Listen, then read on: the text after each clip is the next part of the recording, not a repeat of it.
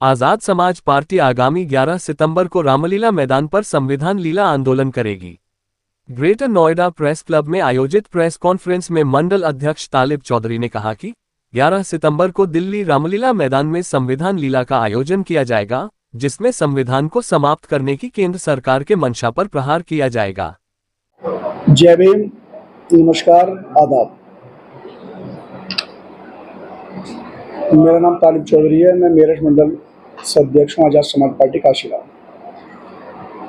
आज यहाँ पर आना हुआ है, पहले तो एक तो हमारे सुशील नागर जी नवनियुक्त जिलाध्यक्ष बने हैं, बहुत बहुत बधाई, मंगल कामनाएं।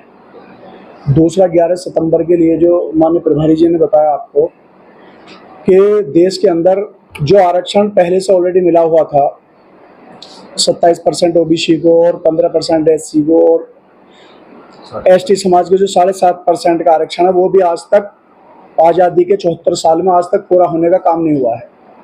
और सरकार बीच बीच में क्या करती है कि एससी समाज और हमारे एसटी समाज के लोगों का आरक्षण छीनकर वो दूसरे स्वर्ण जाति में देती है।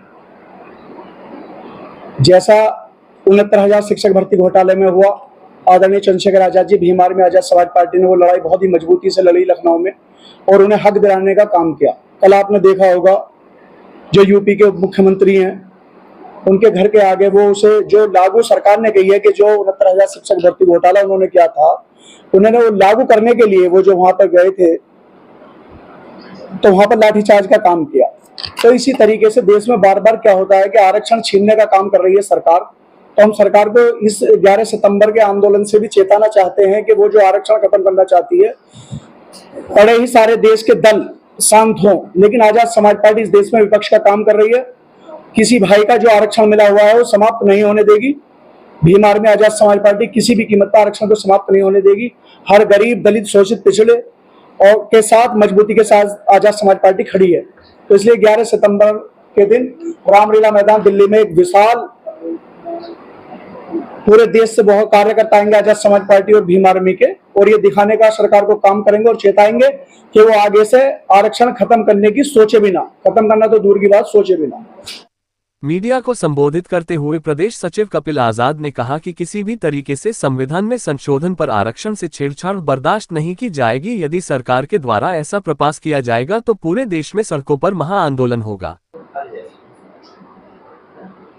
आज प्रेस का उद्देश्य यह है कि जो भारत देश में चल रहा है आरक्षण को खत्म करने का जो वर्गीकरण का मामला था, उसको लेके एक बड़ा आंदोलन आजाद समाज पार्टी भीम आर्मी करने जा रही है 11 सितंबर को रामलीला मैदान में, जिसका नाम हमने रामलीला मैदान का जो है संविधान लीला उसको रखा है। और वो है उसका नेतृत्व माननीय सांसद जी चंद्रशेखर आजाद जी कर रहे हैं। और मेरा आप प्रेस वालों के माध्यम से मैं बताना चाहता हूं कि जो SC/ST के लोग हैं, क्योंकि सांसद जी ने ये आवाज़ संसद में उठाई थी कि अगर वर्गीकरण का मुद्दा है हम पक्ष में हैं, लेकिन पहले जातिगत जनगणना होनी चाहिए जिसकी हिस्सेदारी उसी भागीदारी के तहत वर्गीकरण किया जाए। सारी संस्थाएं सरकारी जो पहले सरकार ने बंद कर दी गई हैं, सिर्फ ये ऐसी जो मैं कोटे को उप कोटा की बात कर रहे हैं देने के लिए, कोटा किसको देंगे आप? क्या आपको ये पता कि SC/ST की जो जनगणना है कितने लोग हैं? अगर उस पर बात नहीं होगी तो वर्गीकरण का फायदा नहीं है। ये सिर्फ साजिश है जो प्रेजेंट में सरकार है बीजेपी कि वह SC/ST को आपस में वर्गीकरण के नाम पर लाना चाहती है, और उन्होंने किया भी। लेकिन बहुजन समाज के लोग समझदार हैं, वह ऐसा नहीं करेंगे। अब लोग समझने लगे हैं कि सरकारें उनके अधिकार खत्म करने का काम कर रही है, वैसा नहीं होगा। और 11 सितंबर को पूरे भारत देश से सब दिल्ली लोग पहुंच रहे हैं राष्ट्रीय चंद्रशेखर आजाद जी के नेतृत्व में, उनके आह्वान पर। और यह इस बार आजाद समाज पार्टी और भीम आर्मी के जो लोग हैं, जो बहुजन समाज के लोग हैं, वह इस बार दिल्ली बंद करने का काम करेंगे। यह हमारा आप के माध्यम से मैं बताना चाहता हूं। और हमारे नवयुक्त सुशील नागर जी काफी समय से पिछले 10-15 साल से बिहार मोर्चा में काम कर रहे हैं। उन्होंने हमेशा राजनीतिक में मुद्दों पे काम किया। उन्होंने जहां किसान की, कमरों की और जहां मजलूम को आवाज उठाने की बात आई, उनको हक अधिकार दिलाने की बात आई, तो हमेशा लड़े। और पिछले 2 साल से आजाद समाज पार्टी माननीय सांसद जी चंद्रशेखर आजाद जी के साथ वो काम कर रहे हैं।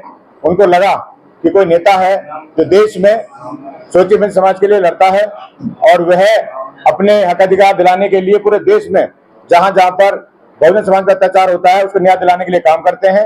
उन्होंने उनको अपना नेता माना सुशील नागर जी ने, और उनमें अपनी निष्ठा जताई, और इसलिए राष्ट्रीय अध्यक्ष के आदेश पर उनको यहाँ गौतम बुद्ध नगर से जिला अध्यक्ष आजाद समाज पार्टी बनाया गया। आजाद समाज पार्टी के कार्यकर्ताओं ने ग्रेटर नोएडा में नवनियुक्त जिलाध्यक्ष प्रधान सुशील नागर का जोरदार स्वागत किया। नागर ने ऐलान किया कि 11 सितंबर को दिल्ली के रामलीला मैदान में पार्टी के महाआंदोलन के समर्थन में जिले में जन जागरण यात्रा निकाली जाएगी। इस यात्रा के दौरान तीनों विधानसभाओं में नुक्कड़ सभाओं का आयोजन होगा। नागर ने कहा कि पार्टी गरीबों, मजदूरों, किसानों और भूमिहीनों के लिए लड़ाई लड़ेगी। साथ ही उन्होंने केंद्र सरकार पर दलितों, पिछड़ों और वंचितों का शोषण करने का आरोप लगाते हुए संविधान और आरक्षण बचाने का संकल्प जताया। नमस्कार, आदाब। सबसे पहले मैं परम पूज्य बाबा साहब भीमराव अम्बेडकर जी को, मान्यवर काशीराम जी को नमन करता हूँ।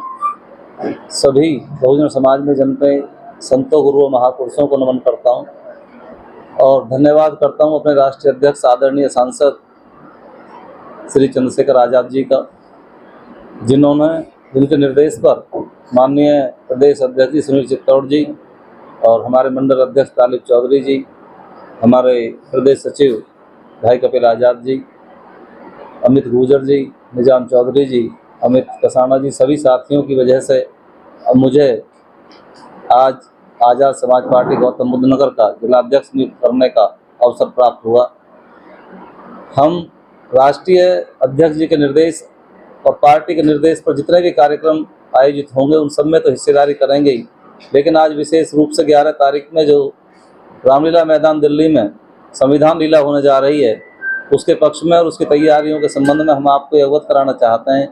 हम चाहते हैं कि जल्दी से जल्दी इस देश में जातिवार गणना हो। हम चाहते हैं कि आरक्षण को समाप्त न किया जाए, क्रीम लेयर को तब तक लागू न किया जाए जब तक जातियों का आरक्षण पूरा न हो जाए।